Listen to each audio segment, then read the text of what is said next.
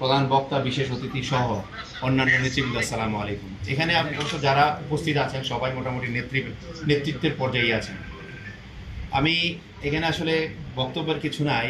সাইদ মাহমুদ জুয়েল ভাইয়ের মতন একজন নেতা এসেছেন, এতে আমরা একত্রিত হতে পেরেছি, এই জন্য আসলে আমরা খুব আনন্দিত বোধ করছি এবং কৃতজ্ঞতা জানাচ্ছি জাসাসের প্রতি। জাসাস এই স্বল্প সময়ে ক্ষুদ্র আয়োজনের মাধ্যমে একটা ব্যবস্থা করেছেন, যার কারণে সাইদ মাহমুদ ভাইকে আমরা সম্মানিত করতে চেষ্টা করেছি। প্রিয় নেতৃবৃন্দ, আপনারা জানেন এখানে আমরা যারা আছি বাংলাদেশ জাতীয়তাবাদী দলের আদর্শে আছি। কেউ ছাত্রদল, কেউ যুবদল, কেউ স্বেচ্ছাসেবক দল অথবা মূল দল বা যে কোনো আদর্শে আছি। সবার আদর্শ হচ্ছে শহীদ জিয়াউর রহমানের আদর্শ, বেগম খালেদা জিয়ার দেখানো সংগ্রাম এবং পথের মধ্যে আমরা আমাদের তৃণমূল পর্যায়ে যে সকল নেতৃত্ব তৈরি হয় তার মধ্যে বেশিরভাগ অংশ, বিশাল একটা অংশ আছে ছাত্রদলের মাধ্যমে আসে এবং আমিও ব্যক্তিগতভাবে ছাত্রদলের মাধ্যমেই আমার প্রথম পদ পাওয়া। আমার বাড়ি হচ্ছে ঢাকার ডেমরা থানায়। আমাদের ছিল সাবেক মাতুয়াল ইউনিয়ন 3 নম্বর ওয়ার্ডের আমি সহসভাপতি। ছাত্রদলের সহসভাপতির মাধ্যমেই আমার রাজনীতি শুরু। যদিও রাজনীতি তখন থেকে শুরু নয়, শুধু পদ পাওয়া তখন থেকে শুরু। আমাদের রাজনীতি আরও আগে থেকে শুরু, কারণ আমাদের বাবা, আমাদের চাচা, আমাদের ভাইরা এই জাগদলের মাধ্যমে রাজনীতি করেছে, আমরা শুনেছি, দেখেছি। সুতরাং আমাদের মধ্যে ভিতরেই আছে জিয়াউর রহমানের আদর্শের।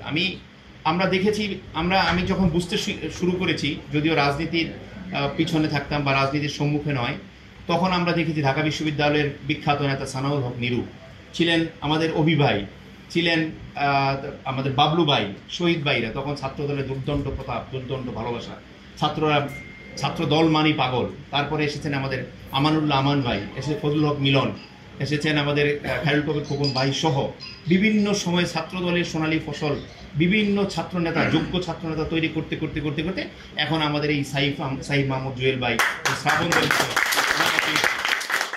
আমি যে কথাটা আসলে বলতে চাই আমরা স্লোগান দেই, শিখেছি, দেখেছি এবং দেই। জিয়া তুমি আছো মিশে সারা বাংলার ধানের শেষে, এক জিয়া লোকান্তরে লক্ষ জিয়া ঘরে ঘরে বলতে আমরা বুঝি আসলে আমরা জিয়ার আদর্শের, জাতীয়তাবাদের যেসব সৈনিকরা আছি তারা আমরা লক্ষ জিয়া ঘরে ঘরে। তো আমার এইখানে আমরা আসলে বাংলাদেশ জাতীয়তাবাদের দুইটা ধারা আছে। একটা হচ্ছে বাংলাদেশের ভিতরে যারা রাজনীতি করে, আর আমরা আছি যারা প্রবাসে রাজনীতি করি। দুইটা ধারার দুই রকমের কষ্ট, দুই রকমের বেদনা, দুই রকমের সুযোগ সুবিধা আছে। তো আমি সেই দিকে না গিয়ে আমি বলতে চাই আসলে যেই ধারাই হোক, সব জায়গায় আমাদের জিয়ার মতো লক্ষ জিয়া ঘরে ঘরে বলতে আমরা যেটা বুঝাই সেটা হচ্ছে জিয়ার মতো আদর্শিক নেতা আমাদের তৈরি করতে হবে, জিয়ার মতো সৎ নেতা তৈরি করতে হবে। সেই সততা শুধুমাত্র অর্থনৈতিকভাবে নয়, সে সততা সার্বভৌমত্ব রক্ষার ক্ষেত্রে, সে সততা বাংলাদেশের মানুষের প্রতি ভালোবাসার ক্ষেত্রে, সে সততা আমাদের ছোট ভাইদের বা আগামী প্রজন্মকে সৎ পথ দেখানোর জন্য, ভালো পথ দেখিয়ে এই জাতীয়তাবাদী আদর্শের মধ্যে ঢুকানোর জন্য। এই জন্যে এই ক্ষেত্রে সাইদ মাহমুদ জুয়েল ভাইরা একটা অগ্রণী ভূমিকা পালন করতে পারে। এই জন্য আমি বলতে চাই সাইদ মাহমুদ জুয়েল ভাইদের মাধ্যমে এই রকমের কর্মঠ, ত্যাগী এবং সার্বভৌমত্ব রক্ষাকারী এবং জাতীয়তাবাদের আদর্শের নেতাদের, যে ক্ষুদ্র নেতাদেরকে যেন তারা উৎসাহিত করে, তারা যেন সামনে নিয়ে আসে। আমরা একটা কথা আমাদের এই রাজনীতির মধ্যে বসে গেছে যে ভালো লোকেদের জায়গা এখন রাজনীতিতে নয়। ভালো লোক রাজনীতির সামনে আসতে পারে না, সমস্ত কুচক্রি, ভণ্ড, প্রতারক বা ধোঁকাবাজ, চালাক তারা সামনে চলে আসে।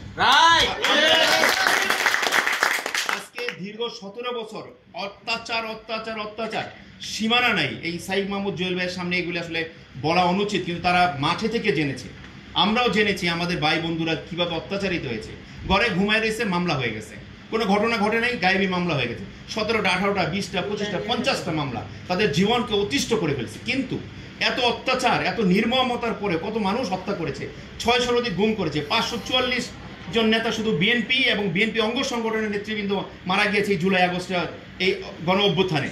তারপরে বাংলাদেশ জাতীয়তাবাদী দল ভেঙে যায় নাই, বাংলাদেশ জাতীয়তাবাদী দল থেকে কোনো লোক পালিয়ে যায় নাই, দলকে ছেড়ে যায় নাই, ভয় পায় নাই। কেন পায়নি?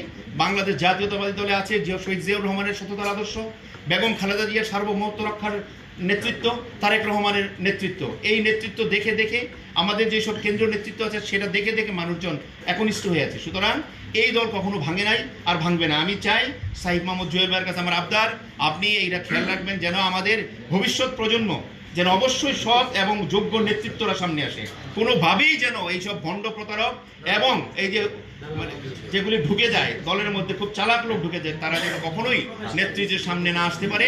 আমরা এই প্রবাস থেকে মালয়েশিয়া বিএনপি এবং মালয়েশিয়া যুবদল, স্বেচ্ছাসেবক দল, জাসদ ছাত্র দলের পক্ষ থেকে এই আবদার রেখে আমি আমার বক্তব্য এখানে শেষ করছি।